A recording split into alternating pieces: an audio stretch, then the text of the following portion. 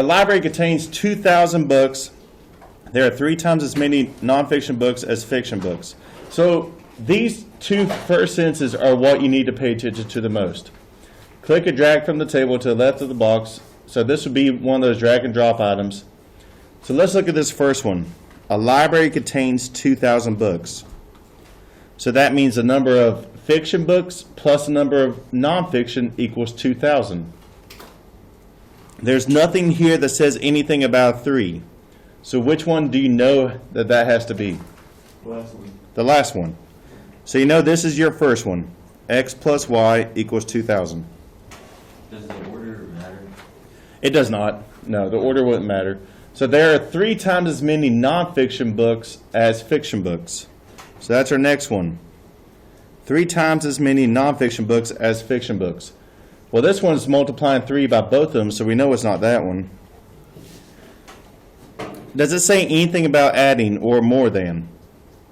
No, so we know it's not that one. So the way you determine that is you're doing 3 times a nonfiction, so 3 times, we're assuming nonfiction's X. So 3 times X equals a number of fiction, Y.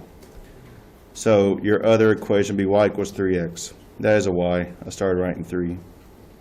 So Y equals 3X. So I know a lot of people panic on these word problems, but it should not be that hard. If you just take the time to actually process it, it's not that hard. All right, so our next one, and guys, I am going to go over this quick. If you don't happen to copy everything down, you can go back and watch the video. But Tia and Ken each sold snack bars and magazine subscriptions for a school fundraiser. Tia earned $132, so that's how much Tia earned. Ken earned $190, so Ken earned $190. Highlight the 2 equations that will make up the systems of equations. All right, so as you can tell, each one of these have the variables S and M. What would you guess S would stand for?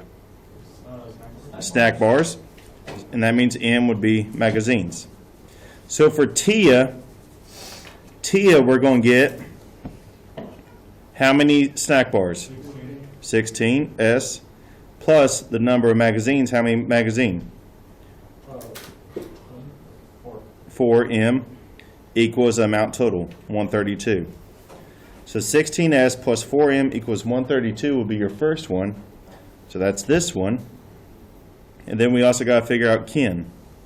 So Ken would be, what would I make the sense for that one, or the equation?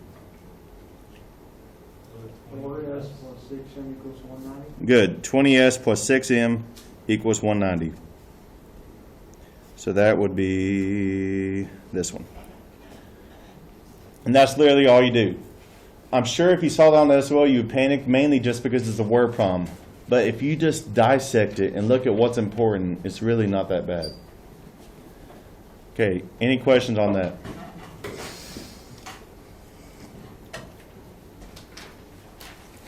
All right, guys, like I said, I am going to go over this fast, mainly because we got a lot to go over. Okay, on this one, 10 times a number plus 3 times another number equals 4. Well, 2 times a number, we're going to assume that number is X, then the other number is Y. So 2 times a number, that would just be 2X, plus 3 times the other number. Well, the other number we said is Y. Or 3Y, my bad. Equals 4. So 2X plus 3Y equals 4. That's our first sentence. Wouldn't that be, and then after the 4, it would be parentheses 6X plus 3. So yeah, this one's going to be 3 times the first number. Well, 3 times the first number, that would be 3X plus 4 times the other number. Well, we already said the other number is Y equals 7. Now, I don't think on this one they would actually have you write out the 2 equations. They may. But if they do, that's literally all you do. So you basically just have to know how to read. And I think everybody knows that. Number 11. Number 11, I'm just going to show you all the shortcut. The shortcut would be to type this into Desmos. So we're just going to type in each one. 5x plus y equals 6. 5x plus y equals negative 6. What do you notice about those two lines? They're parallel. Which one is parallel? Who remembers? Infinite? No. No solution. So no solution. If they never cross, that means that there's not a solution. They're never the same. So what I did on this one, on this well, you just drag it. I just labeled these as A, B, C, D instead of having to write all that in. If you wrote it all in, that's fine. So the first one would be A. Let's try 4x minus y equals 2. And then y equals negative 4. Okay, that does intersect. If it does intersect, what's the answer? One solution. So that one's going to be B. Our next one, we do x plus 3y equals negative 3. Then x minus 3y equals negative 3. That intersects, so what is that one? One solution. Good. And then our last one. So guys, like I said, most of this you could just type into Desmos. You don't actually have to think. Now, what you would have to do before Desmos is get these into y equals form, the slope-intercept form, and then do it.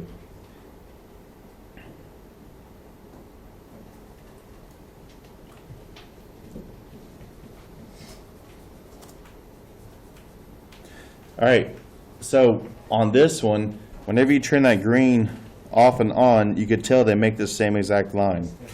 Whenever they make the same exact line, it is infinite. Questions on that?